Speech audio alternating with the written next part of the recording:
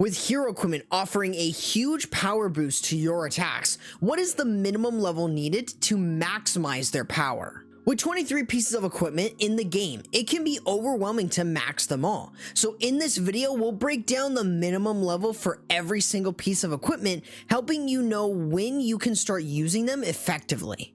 There will be video chapters for every equipment so you can review your favorites. But with that said, let's start with the minimum level needed for the Barbarian King's equipment. Up first is the Barbarian Puppets, and honestly, you probably don't want to waste yours on them. The main issue with the Barbarian Puppets is that they are completely overshadowed by the other 5 equipment options that the Barbarian King has. For this reason, I'd recommend you avoid spending your ores on this equipment. Next up is the Rage Vial, and it's got the most interesting stats of all. A level 1 Rage Vial is already giving you a solid 120% damage boost, making it quite powerful right from the start. However, upgrading it is mainly about improving the speed buff and the hero boost healing, along with the increased rage damage. So level 9 is a great stopping point because at this stage, you get a hefty 140% damage boost while significantly increasing your king's movement speed and HP recovery. With the buff to the Earthquake boots, they have become much stronger overall.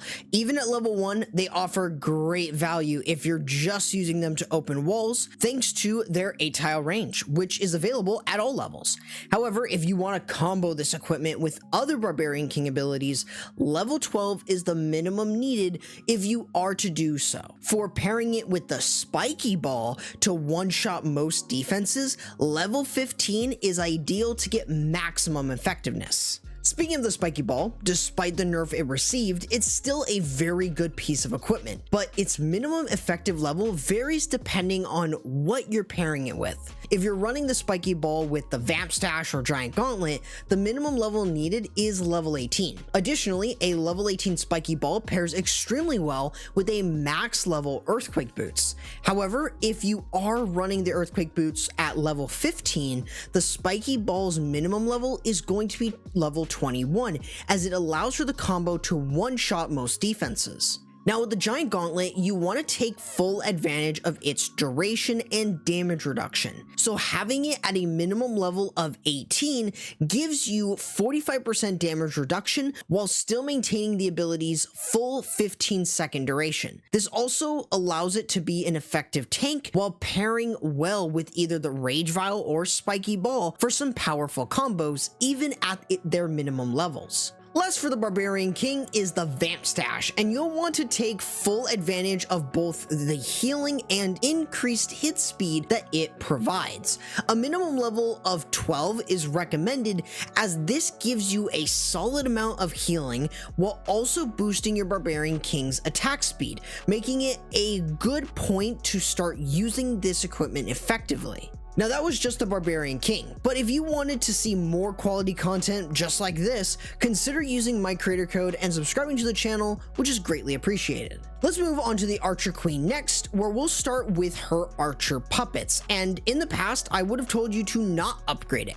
However, the Archer Puppets can now be a viable option, especially if the Frozen Arrow is not yet unlocked. With a minimum of level 15, the 6 seconds of invisibility given to the archers can provide solid support in Queen Charge armies. However, if the Frozen Arrow is already obtained, the investment into the Archer Puppets might really not be necessary. Now, the Invisibility Vial also gives a decent amount of invisibility as you upgrade it, which can work quite well with every ability, including the Archer Puppets. So it becomes notably more effective around level 15 at minimum, granting 7.2 seconds of invisibility and boosting the Archer Queen's damage during that time. The Frozen Arrow is very much effective even at lower levels, as it truly benefits from both the passive slowdown and the damage boost. In this case, a level 18 is ideal, as at this level, the 50% frost effect combined with the 132 passive damage increase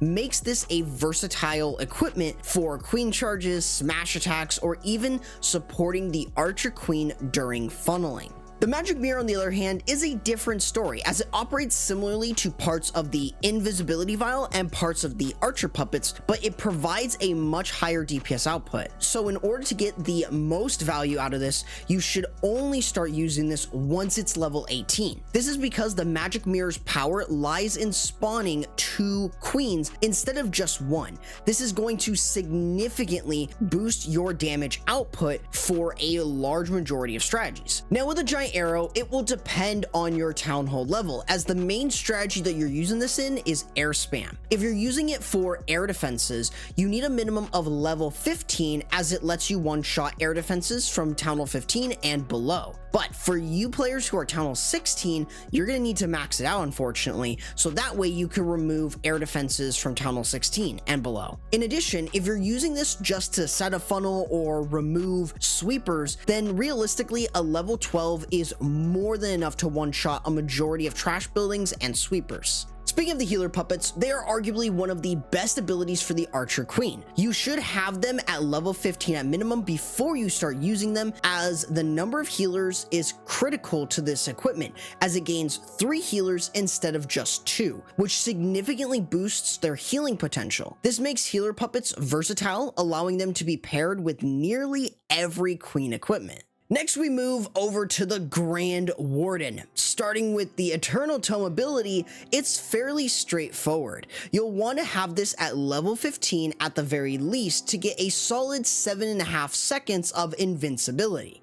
While this is just a half a second less than the max level, it still provides more than enough invincibility, making it a highly flexible ability for most attack strategies in the game. The Life Gem received a significant buff in the past that increased its max level stats, which now allows its previous max level stats to be its new minimum. Therefore, you'll want to have this at level 15 before incorporating it into some of your strategies.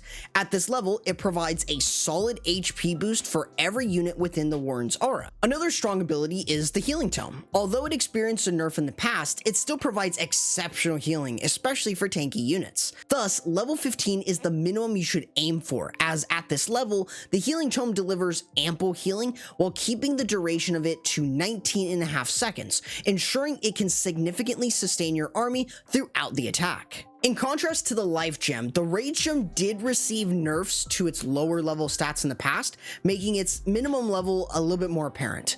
In order to effectively use this ability, try to aim for at least level 15, as it provides a significant 45% rage effect, while also enhancing the attack speed of your Warden in order to speed up his attacks. Now, when it comes to the Fireball, you do not need to max out to start benefiting from its power.